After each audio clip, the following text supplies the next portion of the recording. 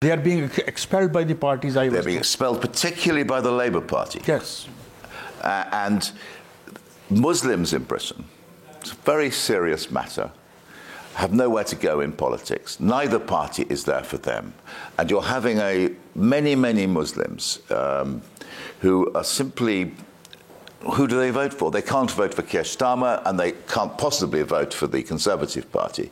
And so we are seeing a series of independent candidates emerging. I bet you may be one of them. I'm not sure. Oh, really? Yes, my friend George Galloway was elected recently. Wow. At the Rochdale. He's a household name in Pakistan, by the way. Well, we've been friends since my teenage years. I've known George my whole adult life. And he was elected recently in Rochdale with the support of the Muslim community. And I'm going at the parliamentary elections. I'm going to stand alongside him. I'm going to stand in Blackburn, in an almost neighbouring constituency. Do you see any new party emerging, in resistance, in reaction to these two? I mean, George has started a party called the Workers' Party of Great Britain, and I will stand for that party. But I don't think that will necessarily become the vehicle, because we had a campaign launch for my campaign a week or so ago, and Andrew Feinstein came and spoke at our campaign launch, as well as George and others. And we are linked to Jeremy Corbyn and others who won't be standing. So I don't think we'll have a unified party Jeremy banner. Corbyn, there were great hopes about him, and he spoke, And then what happened to his election? He was very popular, but really the press... And it was largely, I mean, two things. Firstly, the wealthy people who were worried about slightly more social democratic policies that might cost them money, but it was the weaponization of the Israel issue was exactly what was used to destroy him. It's as though in order to be a member of the political class, you have to pay obeisance to Israel. That's kind of like the entry ticket. And he refused to do that, and he was accused continually of anti-Semitism. And Jeremy Corbyn is definitely not. And people buy this narrative, people at large? The media was so united. That's the problem. There's a great unity in the media, putting out this constant message of attack and constant message of pro-Israel bias.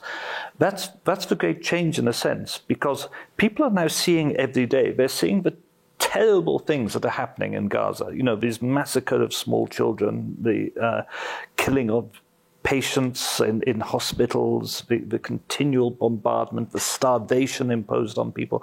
And people are seeing it on their mobile telephones, what is happening.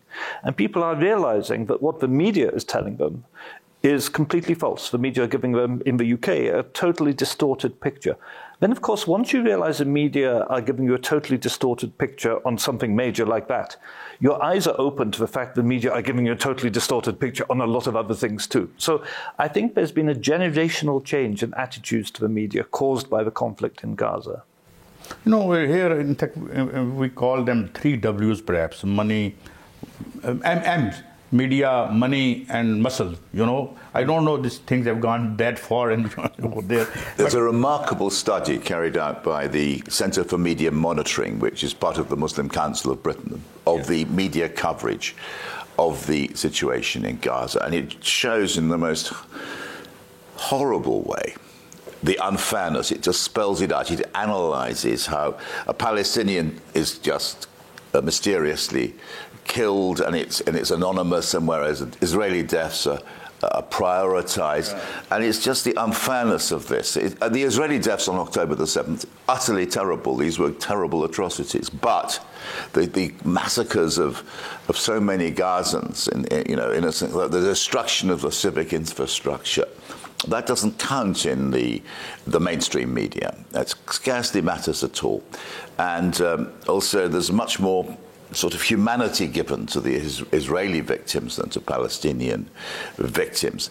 It's a very strong document. I would suggest you should bring on your show the people who prepared this report, Rizwana and Faisal, the two people there who did it. We will. And Al Jazeera has done some good work, but in the mainstream media, there's nothing. Nothing. It's kind of a censor. It's very odd. at last the Guardian is beginning to wake up a little bit. Another cause that you pursued so valiantly, Mr. Murray, was that of Julian Assange. And that gentleman is still suffering. How do you see his fate? Do you think that all this human rights activity can save him or no? I mean, there have been a variety of judgments made in court which are completely crazy. The last court ruling in his case, which came out a couple of weeks ago, said that it did not matter. It said it was proven that the CIA had intended to kidnap him or assassinate him, but that was not relevant because if we extradited him, then they would not need to kidnap or assassinate him, therefore it was okay. And there have been a number of judgments like that throughout the case. I work closely with Julian. I work closely with WikiLeaks, and I've been very together with his family throughout. And the persecution of someone who's a journalist, and we should never forget, he is in prison only for telling us the truth about war crimes. And not one person who committed these war crimes is in jail. The only man in jail is a person who told us about the war crimes. And he's a journalist. And yet he's in the harshest maximum security prison and kept in solitary confinement. Why? No, why does he need to be in 5 years now in this terrible condition? And his health is deteriorating badly. And at the moment, I should state, I'm sorry, I don't believe in the independence of the courts. I think it's a myth. It's a polite myth, which doesn't actually work in fact. The courts do what the political establishment want them to do.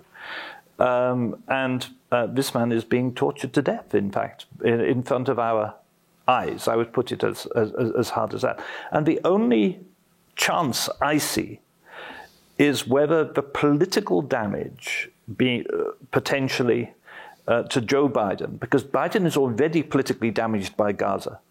If Julian Assange arrives in the States in chains, that will give him more political damage in the Democratic Party. And I'm hoping, for political reasons, they will stop. But at the moment, it's the CIA which is calling the shots, and the CIA wants to crucify him, to make an example. There are two different nations living in. When we look at the government and their policies and their heartless actions and acts, and then the people at large who came in numbers, huge numbers, they come out. One thing that you mentioned, we had a lot of illusions in Western democracy because we have been suffering under martial laws, and there was a long battle went on. And so.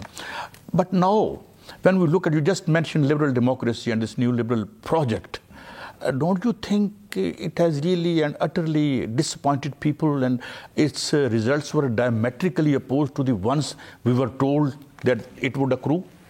I think this has been, I mean, those of us work, by the way, it's much more difficult to be a Pakistan journalist than a British journalist. You just get disappeared, you're never seen again, you get tortured, you know this. And the position of British journalists is not the same as in Pakistan or many other countries. Nevertheless, there is a suppression. And actually, I would criticize my colleagues. In Pakistan, as we know, or Russia or many other countries, there's a very profound price, i.e., you may vanish, your family will go. Killed even. Yeah. And British journalists, that is not the threat. They are never going to be killed or tortured, or almost never. Assange is the one case which goes against that. So they do it. Why do they do it? I think it's because they're cowardly. Because if they write something which offends the ruling class, the political and media elites, they may lose their job. That can happen. You may get an angry letter. You can lose your job. But that's as far as it's going to go. They do it without any duress. Don't you rather see the point I'm making? I agree. My friend in BBC was retired from BBC. I asked the same question to him, personally, not on the. He told me that they may destroy your career. They may not harm you, maybe, but. Yeah, that's then it. You will be working for some small media outlet. Julian Assange is the one is a terrible exception to this rule. But for the working journalist on a British newspaper or the BBC, that's the biggest crime you can commit.